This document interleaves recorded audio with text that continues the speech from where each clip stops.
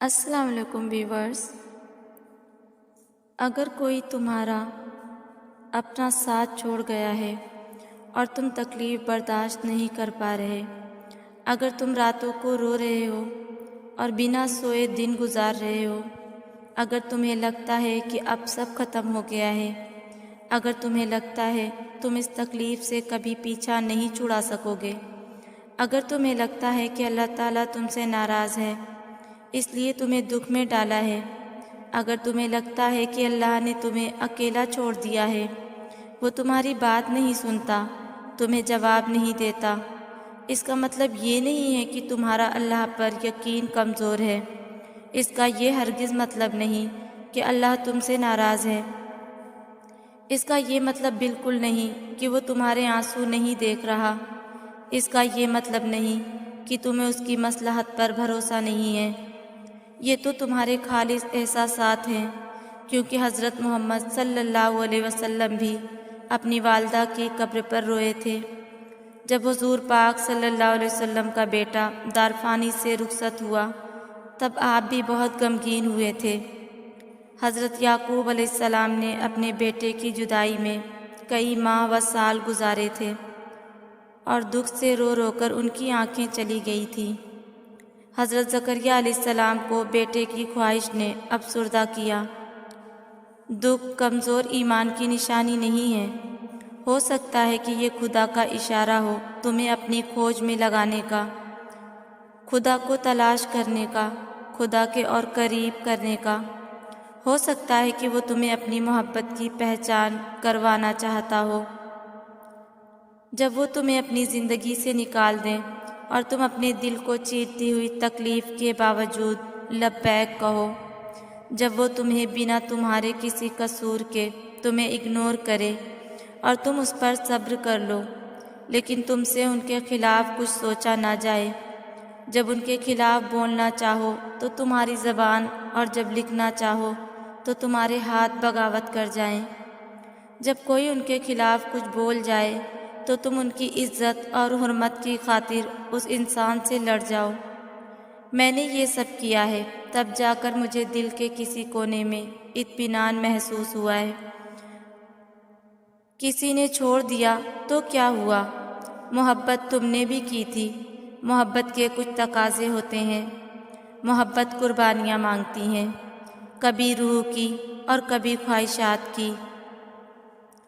محبت یہ نہیں کہتی کہ جس سے محبت ہو اس کے قدموں میں گر جاؤ، اس کی اکتاہٹ کے باوجود منتیں کرنے لگ جاؤ، کسی کو اپنا بنانے کے چکر میں اسے اور بیزار کر دو۔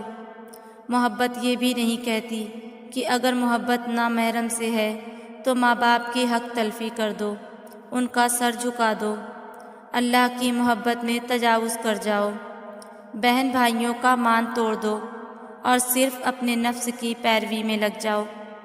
محبت یہ بھی نہیں کہتی کہ بے سکون رہنے لگ جاؤ، بے چینی کو سوار کر لو، اللہ کے علاوہ انسانوں کے سامنے رونے بیٹھ جاؤ۔ آخر میں جب کچھ نہ بنے تو اللہ کے سامنے شکایتوں کا انبار لگا دو، اپنی زبان کو شکووں کا عادی بنا لو اور محبت میں اتنا آگے بڑھ جاؤ کہ اللہ کی بنائی ہوئی حدود کو توڑ دو۔ اگر ایسا ہے تو وہ سب کچھ ہو سکتی ہے لیکن محبت ہرگز نہیں ہو سکتی۔ محبت تو کہتی ہے تم غم نہ کرو، بس صبر کرو۔ ہوس کو محبت کا نام نہ دیجیے، آپ جانتے بھی ہیں محبت کیا ہوتی ہے۔ تمام لذتوں سے پاک، دنیا کا سب سے پاکیزہ ترین جذبہ ہے۔ محبت یہ نہیں کہ جس سے محبت ہو اس کے ساتھ ہم بستری کرو، بلکہ محبت تو یہ ہے کہ جس سے محبت ہو اس سے اتنا فاصلہ رکھو کہ کوئی اس کی پاکیزگی پہ انگلی بھی نہ اٹھا سکے۔